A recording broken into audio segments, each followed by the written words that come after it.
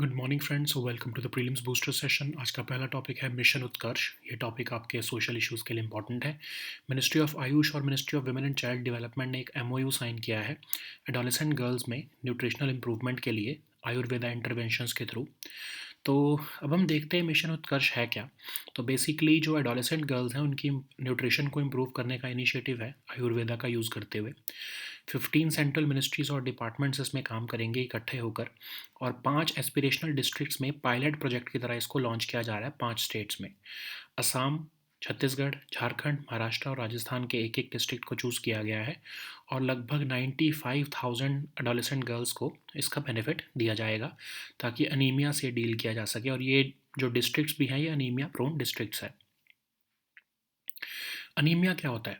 Anaemia एक ऐसी condition है जिसमें रेड ब्लड सेल्स जो है वो कम बन रहे हैं, हीमोग्लोबिन की कंसंट्रेशन जो है वो कम है, और जो है उसकी वजह से जो है ब्लड कम बनता है। ठीक है, तो हीमोग्लोबिन जो है वो ज़रूरी होता है ऑक्सीजन कैरी करने के लिए, लेकिन अगर बहुत कम रेड ब्लड सेल्स होंगे तो इनफ नहीं होगा वो हीमोग्लोबिन के लिए, तो उससे जो है ब्लड जो है कम बनेगा, तो आप में fatigue, weakness, dizziness, shortness of breath, ये सब चीज़ें रहेंगी। और भी फैक्टर्स होते हैं, आयरन डेफिशिएंसी की अगर होती है, या vitamin B12, vitamin A, folate, इन सब की डेफिशिएंसीज़ की वजह से भी जो है ये हेमोग्लोबिन कम होता है और एनीमिया होता है। कई क्रॉनिक कंडीशंस भी होती हैं, जैसे किडनी डिसीज़ हो गई, liver disease, cancer, autoimmune disorders, इसमें भी जो है रेड ब्लड सेल्स जो है वो कम बनते हैं। ठीक है, कई बार इनहेरिटेड कंडीशंस भी होती हैं, जैसे सिकल सेल एनीमिया, थैलेसीमिया, इसकी वजह से भी अनीमिया हो जाता है। तो अनीमिया पर फोकस करना इसलिए भी इम्पॉर्टेंट है क्योंकि ये मॉर्टेलिटी रेट बढ़ाता है, खासकर प्रेग्नेंट विमेन और चिल्ड्रन अंडर 5 में। जो एक स्टडी की गई अनीमिया में, और उससे देखा गया कि रिप्रोडक्टिव हेल्थ पर जो है इसका इम्पैक्ट जो है, कैसे हम इसको ठीक करें। तो ताकि हम reproductive health, of course anaemia से हम कैसे ठीक करें ताकि रिप्रोडक्टिव हेल्थ जो है उसमें प्रोग्रेस अच्छे हमको देखने को मिले। तो इंडिया में जो एनीमिया बर्डन है वो भी बहुत ज़्यादा है। हेल्थ मिनिस्ट्री ने एनीमिया को एक पब्लिक हेल्थ चैलेंज भी जो है वो नोट किया है। नेक्स्ट हम टॉपिक देखते हैं न्यू एफपीआई फ्रॉड। ये टॉपिक इकोनॉमी के लिए इंपॉर्टेंट है। तो सेबी जो है मार्केट रेगुलेटर, उसने फ्रॉडुलेंट ट्रेडिंग प्लेटफॉर्म्स के अगेंस्ट जो है वो इंडिविजुअल्स को वार्न किया है। सेबी का ये कहना है कि कुछ ट्रेडिंग प्लेटफॉर्म्स हैं जो फॉल्सली क्लेम कर रहे हैं कि वो रजिस्टर्ड फॉरेन पोर्टफोलियो इन्वेस्टर्स हैं। तो इंडिविजुअल्स को मिसलीड किया जा रहा है एफपीआई सब अकाउंट्स के नाम पर, और फ्रॉडस्टर्स जो है वो विक्टिम्स को एंटाइज करते हैं ट्रेडिंग कोर्सेज में, सेमिनार्स में, मेंटरशिप प्रोग्राम्स में, स्टॉक मार्केट के। ठीक है, तो सेबी ने क्लैरिफिकेशन दिया है कि एफपीआई इन्वेस्टमेंट राउट सिर्फ जो है रेजिडेंट इंडियंस जो है नॉन रेजिडेंट इंडियंस की या फिर फॉरेनर्स के लिए बेसिकली होता है, और रेजिडेंट इंडियंस जो है उसको अवेल नहीं कर सकते हैं। लेकिन कुछ लिमिटेड एक्सेप्शंस होती हैं सेबी के रेगुलेशंस में, जिसमें रेजिडेंट इंडियंस को भी जो है एफपीआई राउट करने को मिल जाता है। ठीक है, तो फॉरेन पोर्टफोलियो इन्वेस्टमेंट है क्या? जैसे नाम से ही आपको पता लग रहा है, जब कोई इन्वेस्टर फॉरेन फाइनेंशियल एसेट्स जो है वो बाय करता है तो उसको हम पोर्टफोलियो इन्वेस्टमेंट कहते हैं फॉरेनर्स द्वारा। तो फाइनेंशियल एसेट्स चाहे फिक्स डिपॉजिट हो, स्टॉक हो, म्यूचुअल फंड हो, फॉरेन पोर्टफोलियो इन्वेस्टमेंट इसमें आ सकती है। और ये इन्वेस्टमेंट किसी और के नाम पर होती है। ठीक है, ठीक है, मतलब जो फॉरेनर्स हैं वो डायरेक्टली नहीं खरीद रहे होते हैं इंडिया में ये स्टॉक या फिक्स डिपॉजिट या स्टॉक। ये किसी एफपीआई जो है इंटरमीडियरी के थ्रू ही जो है ये इन्वेस्टमेंट की जाती है, पैसिवली होल्ड की जाती है। तो अब एफपीआई जो है वो इनकम उसमें जो इन्वेस्टमेंट्स आती हैं इंडिया में, वो इनकम टैक्स एक्ट और फेमा दोनों को ही फॉलो करना होता है उन्हें। तो अगर हम एफडीआई और एफपीआई में जो हम डिफरेंस देखें, तो एफडीआई तो एक्टिव इन्वेस्टमेंट है, मतलब डायरेक्टली कोई कंपनी में शेयर्स खरीद रहा है और उसकी ओनरशिप भी ले रहा है। एफपीआई जो है वो पैसिव इन्वेस्टमेंट है, मतलब सिर्फ उसमें से उन्होंने शॉर्ट टर्म जो है गेन कमाना है, सिर्फ स्टॉक मार्केट का गेन कमाना है, वो कोई इसमें लॉन्ग टर्म वो उस कंपनी को खरीदना नहीं चाहते हैं। ठीक है, तो यहाँ पर डिफरेंस दिया गया है, इसको आप समझो। तो बेनिफिट्स क्या होते हैं एफपीआई के? इन्वेस्टर्स को अपॉर्चुनिटी मिल जाती है अपने पोर्टफोलियो को डाइवर्स करने की। कई बार क्या होता है कि आपका डोमेस्टिक जो है क्रेडिट स्कोर वो अनफेवरेबल होता है, लेकिन आप इंटरनेशनल क्रेडिट स्कोर अपना अच्छा बनाकर बाहर की कंट्रीज़ में इन्वेस्ट कर सकते हो। फॉरेन मार्केट जो है वो कई बार आपकी डोमेस्टिक मार्केट से कम कंपेटिटिव होती है, तो वहाँ पर इन्वेस्टमेंट्स चली जाती हैं, तो वो वहाँ पर एफपीआई जो है उनको फ़ायदा मिलता है उसका। फॉरेन पोर्टफोलियो इन्वेस्टमेंट जो है वो हाई लिक्विडिटी होती है, कभी भी आप एंटर कर सकते हो, एग्जिट कर सकते हो, एज़ कम्पेयर टू एफडीआई जिसमें उसमें तो आपको बहुत सोचना पड़ेगा एग्जिट करते हुए, क्योंकि आपने तो उस कंपनी को खरीद रखा है ना। एक्सचेंज रेट बेनिफिट भी मिल जाते हैं इंटरनेशनल करेंसीज़ के, ठीक है। तो कई बार तो लोग करेंसीज़ में ही डील करते हैं, तो एक्सचेंज रेट का बेनिफिट भी मिलता है। कोई डॉलर में अगर इन्वेस्ट कर रहे हैं इंडिया में, तो उसको रुपीज़ में जब वो उसकी अर्निंग्स होंगी तो उसको फ़ायदा होगा, ठीक है, या फिर वाइस वर्सा अगर आप सोचो तो। नेक्स्ट हम टॉपिक देखते हैं WTO's 13th ministerial conference. International relations और इकोनॉमी दोनों के लिए इंपॉर्टेंट है। तो 4 डे 13th मिनिस्ट्रियल कॉन्फ्रेंस जो है वो अबू धाबी में चल रही है, स्टार्ट हो गई है UAE में। WTO की, WTO आपको पता है अकेली इंटरनेशनल ऑर्गेनाइजेशन है जो rules of trade between Nations से डील करती है। तो इसको यूरुग्वे राउंड ऑफ नेगोशिएशंस में क्रिएट किया गया, इसका हेडक्वार्टर जिनीवा में है। तो स्ट्रक्चर क्या है इसका WTO का? 164 मेंबर्स हैं इसमें, 98% ऑफ वर्ल्ड ट्रेड को अकाउंट करती है। WTO की जो है वो top level decision making body जो है इसकी मिनिस्ट्रियल कॉन्फ्रेंस होती है, और इसमें जो है जितने भी फैसले बेसिकली लिए जाते हैं वो कंसेंसस पे ही लिए जाते हैं। तो इंडिया का एजेंडा क्या है इस मीटिंग में? तो इंडिया जो है फूड सिक्योरिटी इश्यूज़ के बारे में बात कर रहा है, खासकर पब्लिक स्टॉक होल्डिंग प्रोग्राम, जिसमें कि गवर्नमेंट MSP पर जो है वीट या फिर राइस लेती है, और गवर्नमेंट ऑफ इंडिया चाहती है कि इसका एक परमानेंट सोल्यूशन आए WTO में, क्योंकि अदरवाइज WTO का जो एग्रीमेंट ऑन एग्रीकल्चर है वो लिमिट करता है ability of any government to purchase food at MSP। WTO कहता है कि फूड सब्सिडी जो है आपकी 10% ऑफ वैल्यू ऑफ प्रोडक्शन से ज़्यादा नहीं होनी चाहिए, ठीक है। तो गवर्नमेंट इंडिया चाहता है कि इसको जो है वो कैप को हटाया जाए और इसका एक परमानेंट सोल्यूशन मिले, क्योंकि हमें तो MSP पे खरीदना ही पड़ेगा इंडिया में, है ना। तो इंडिया जो है वो जॉइंट सपोर्ट इनिशिएटिव्स जो प्लूरीलैटरल एग्रीमेंट्स को उसको भी अपोज कर रहा है, क्योंकि कुछ कंट्रीज़ जैसे चाइना जैसी कंट्रीज़ जो हैं वो इन्वेस्टमेंट फैसिलिटेशन चाहती हैं थ्रू WTO, जबकि इंडिया कह रहा है कि WTO का जो है ये काम ही नहीं है, ये एजेंडा उसके मैंडेट से बाहर है। एग्रीकल्चरल रिफॉर्म्स जो है उसको, ताकि इंडिया के फार्मर्स को लाइवलीहुड्स को जो है प्रोटेक्ट किया जा सके, मार्केट एक्सेस उन्हें दिया जा सके, इसके फेवर में है इंडिया। जबकि डेवलप्ड नेशंस कहते हैं कि डोमेस्टिक सपोर्ट कम करो और मार्केट ओपननेस करो अपनी कंट्री में, ताकि एग्रीकल्चर हम भी आपके प्रोडक्ट्स आपके भी कंट्री में जो है वो एक्सपोर्ट कर सके। WTO के रिफॉर्म्स पर भी जो है इंडिया कहता है कि फेयर रिफॉर्म होने चाहिए, डेवलपिंग कंट्रीज़ के नीड्स को अकाउंट में रखकर रिफॉर्म होने चाहिए। और इंडिया कहता है कि एपेलेट बॉडी जो है WTO की, जो कि डिसफंक्शनल हो चुकी है US की वजह से, उसको भी जो है रिवैम्प करो ताकि फेयरनेस आए। फिशरीज सब्सिडीज़ पर भी जो है इंडिया का ये स्टैंड है कि इसको जो है जो डेवलप्ड कंट्रीज़ हैं उनको ज़्यादा रिस्पॉन्सिबिलिटी लेनी चाहिए, क्योंकि वो ऑलरेडी जो है अपने फार्मर्स को बहुत सब्सिडी दे चुके हैं। अब हमारी बारी है, हमें अपने डेवलपिंग कंट्रीज़ को अपने पुअर फिशरमैन को सब्सिडीज़ देने से रोका नहीं जाना चाहिए, ठीक है। जो इलेक्ट्रॉनिक ट्रांसमिशंस पर डेवलप्ड कंट्रीज चाहती हैं कि परमानेंटली एक ड्यूटी फ्री फ्लो मिल जाए डिजिटल ट्रांसमिशन का, इंडिया उसको भी अपोज कर रहा है। इंडिया कह रहा है कि नहीं, इस पर जो है ड्यूटीज़ लगनी चाहिए, ठीक है। और जो कई तरह के और forms of barriers of trade लगाए जा रहे हैं EU के द्वारा, जैसे कार्बन टैक्स, डिफॉरेस्टेशन रेगुलेशन, ये सस्टेनेबल डेवलपमेंट के नाम पर ये बैरियर टू ट्रेड्स नहीं लगने चाहिए। डेवलप्ड कंट्रीज़ जो है वो इवन विमेन इकोनॉमिक एम्पावरमेंट के इश्यूज़ भी WTO टॉक्स में लाना चाहती हैं, जो कि बहुत वेग टर्म है, बट वो बेसिकली इन सब का इस्तेमाल कर रही हैं बैरियर्स टू ट्रेड को के अगेंस्ट लगाने के लिए, ओके। नेक्स्ट हम टॉपिक देखते हैं थर्ड पार्टी एप्लीकेशन प्रोवाइडर। ये टॉपिक इकोनॉमी के लिए इंपॉर्टेंट है। RBI ने जो है NPCI को कहा है कि 197 कम्युनिकेशंस जो कि पेटीएम का ओनर है, उनको थर्ड पार्टी एप्लीकेशन प्रोवाइडर जो है वो बनना देना चाहिए या नहीं UPI यूज़ करने के लिए, उसके ऊपर जो है NPCI फैसला लेगा। तो थर्ड पार्टी एप्लीकेशन प्रोवाइडर क्या होता है? एक एंटिटी जो कि UPI कंप्लाइंट ऐप्स जो है प्रोवाइड करती हैं कस्टमर्स को UPI बेस्ड पेमेंट ट्रांजैक्शंस के लिए, जैसे कि mobile wallets, merchant apps, basically UPI जो है वो ऐप होती हैं ये।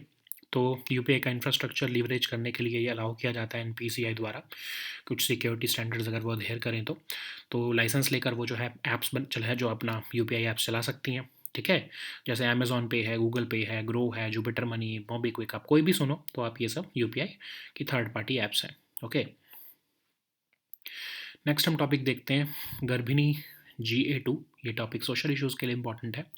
तो रिसर्चर्स ने गर्भिणी GA2 एक India specific artificial intelligence model बनाया है जेस्टेशनल एज ऑफ फीटस देखने के लिए, डिटर्मिन करने के लिए।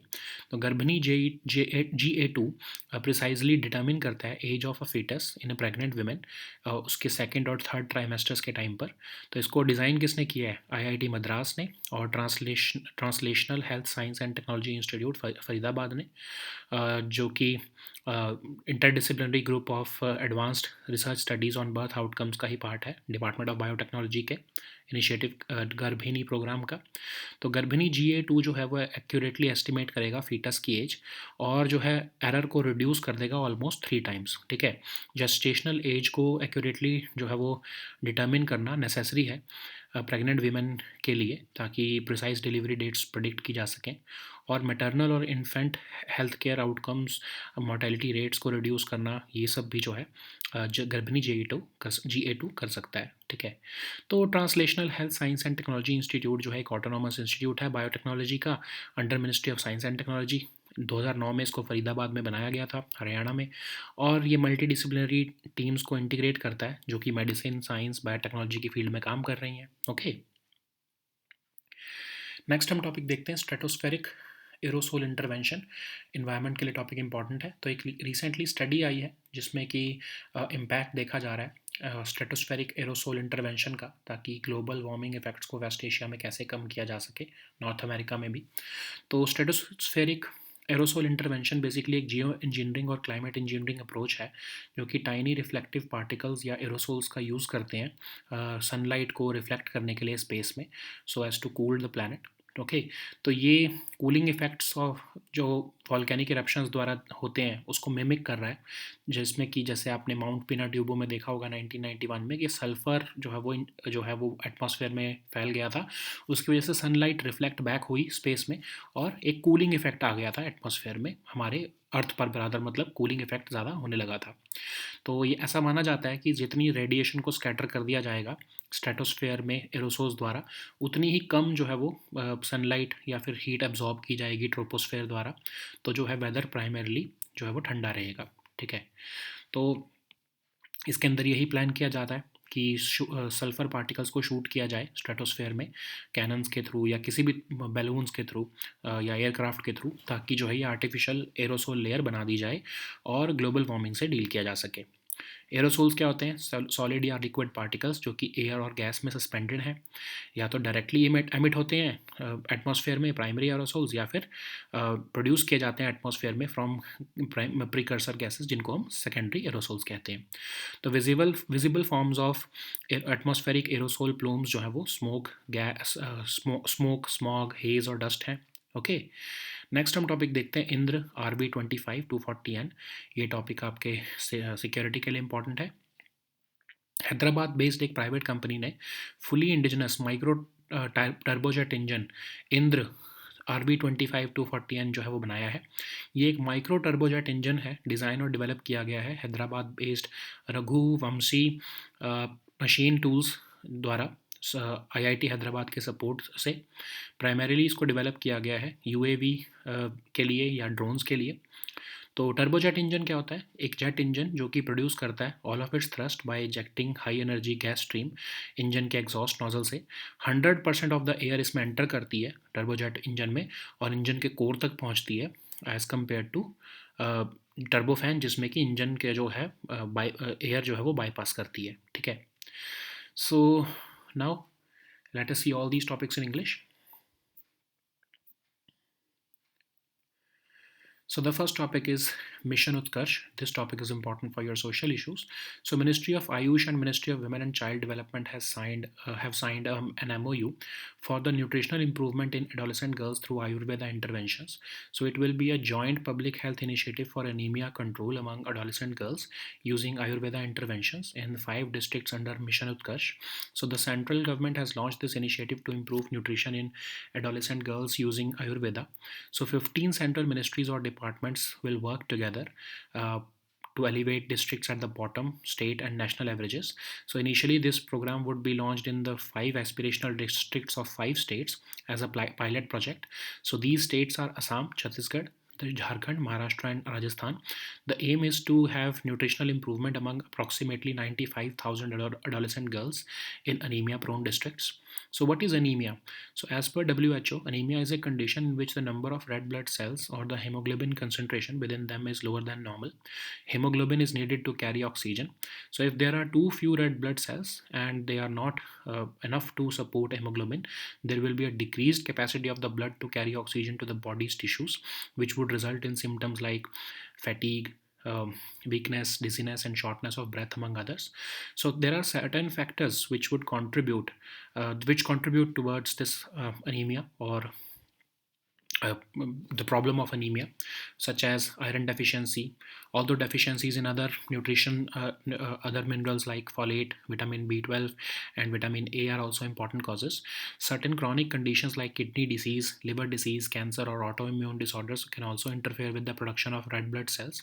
So, certain inherited conditions like sickle cell anemia or thalassemia can also affect the structure or function of red blood cells, leading to chronic anemia.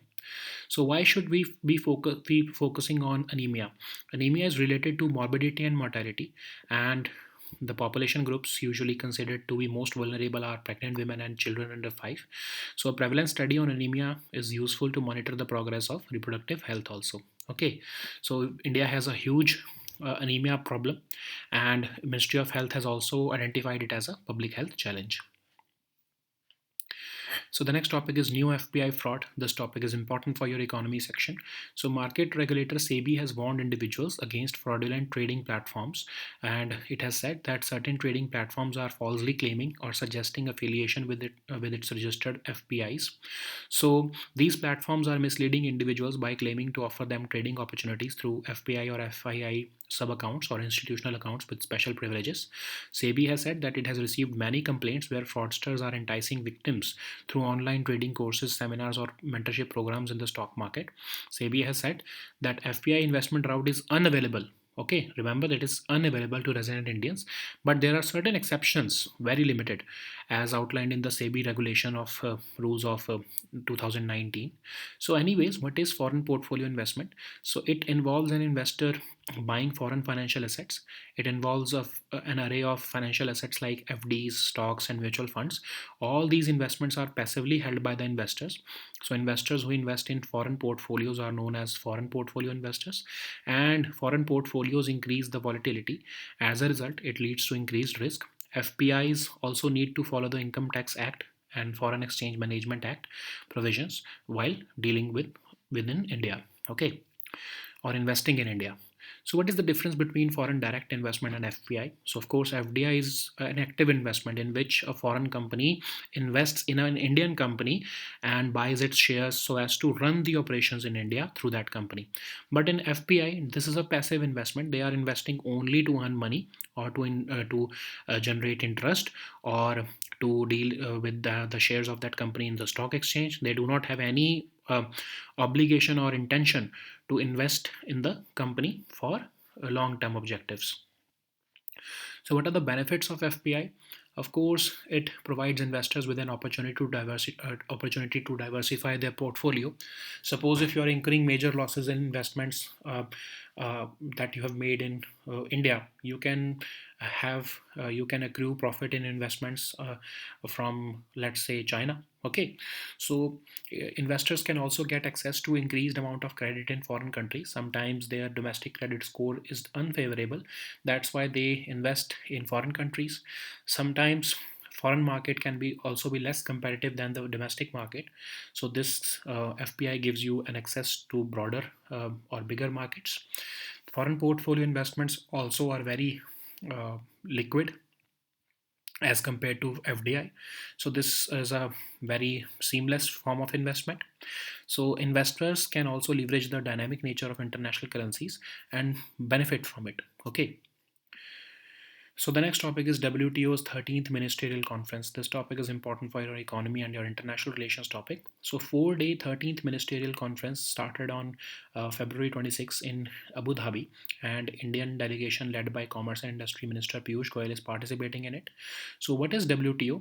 It is the only global international organization which is dealing with the rules of trade between nations.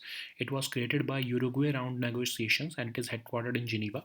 So the structure of WTO include 164 members who account for 98% of world trade. So the decisions are made by the entire membership and it is typically made by consensus. WTO's top level decision making body is the ministerial conference. Okay, so India's agenda at the meeting include problems like food security or public stockholding program, under which the government procures crops like rice and wheat from farmers at a minimum support price. And India is stressing that it it needs the public stockholding program for its large vulnerable population and wants a permanent solution from the MC13 or Ministerial Conference 13. However, WTO's agreement on agriculture limits the ability of a government to purchase food at MSP because WTO members, um, as per the global trade norms, WTO member countries' food subsidy bill should not breach the limit of 10% of the value of production based on the reference price of 1986 to 1988. India opposes the joint support initiatives or plurilateral agreements also because India says that this agenda falls outside the mandate of the WTO, which otherwise China is pushing for investment facilitation at the WTO.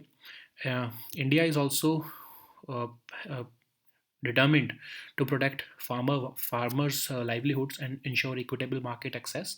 And developed countries are pushing us to reduce domestic support and increase market openness, irrespective of the fact that we provide large subsidy, irrespective of the fact that they themselves provide large subsidies to their rich farmers.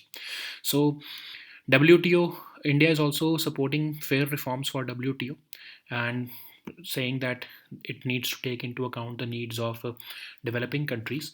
India is also seeking a revamp of the appellate body to ensure fairness. So members have already reached the first part of the agreement of fisheries subsidy, and the developed countries, they want um, to curb those subsidies, whereby India India is saying that developed countries should have should follow the principle of common but differentiated responsibilities.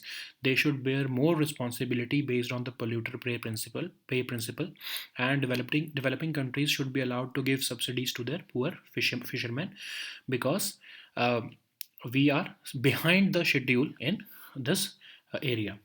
So, India is also, along with, of course, several other developing nations, is calling for the termination of the moratorium on custom duties on electronic transmissions, whereby the developed nations are pushing for the permanent adoption of a duty-free flow of digital transmission. Okay, and India has also raised the issue of uh, artificial trade barriers like the EU's carbon tax and deforestation regulation.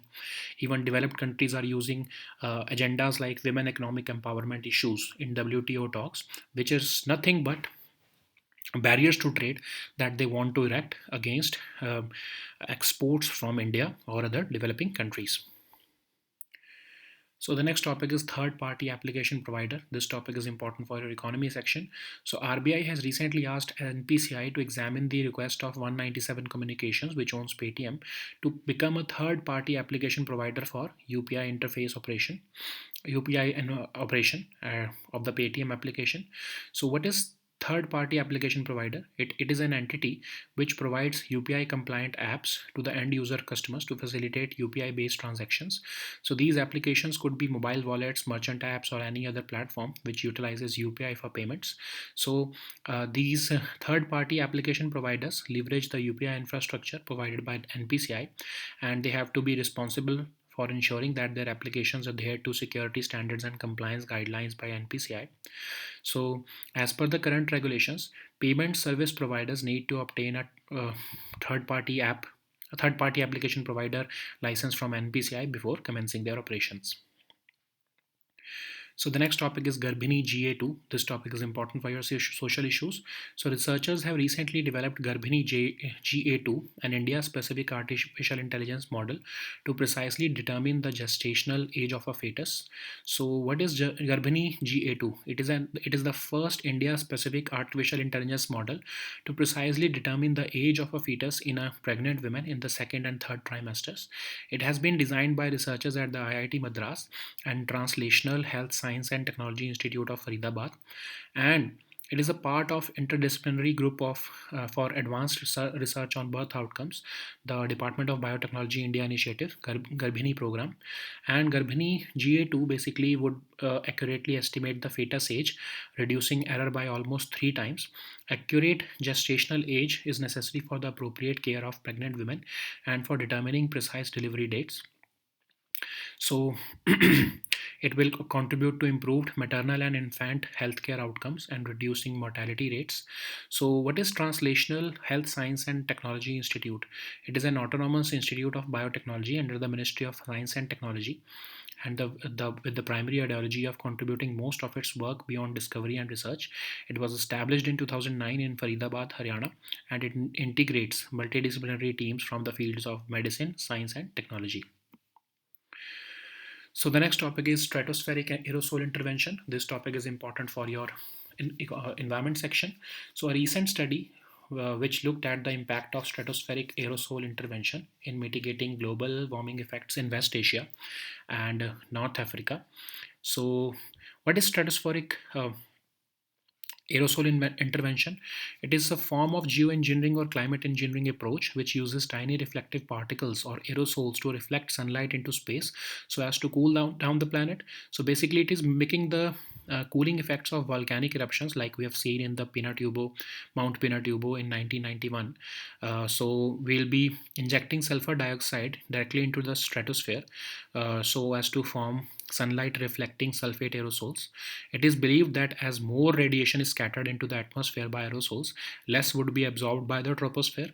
The lower level of atmosphere where the weather primarily occurs. Okay, so production of such an artificial aerosol layer could be accomplished by shooting sulfur particles into the stratosphere with cannons or dispersing them with balloons or other aircraft. So what are aerosols? So these are tiny or solid or liquid particles suspended in air or gas. So these aerosol particles are either emitted directly into the atmosphere or produced in the atmosphere from precursor gases. Okay, so the visible forms of atmospheric aerosol plumes include smoke, gas, haze, and dust. Okay, so the next topic is Indra RV25 240N. This topic is important for your security section. So Hyderabad-based private company, has launched its fully indigenous micro turbojet engine Indra RV25 240N, which is a micro turbojet engine. It has been developed indigenously by Hyderabad-based firm Raghuvamsi Machine Tools with support from IIT Hyderabad. It has been primarily developed for unmanned aerial vehicles or drones. So what is a turbojet engine? It is a jet engine which produces all of its thrust by ejecting a high energy gas stream from the engine exhaust nozzle. In contrast to a turbofan or bypass engine, 100% of the air entering the intake of a turbojet engine goes through the engine core. Okay, so these were our topics for today. We'll meet next time with new topics. Until then, goodbye and take care.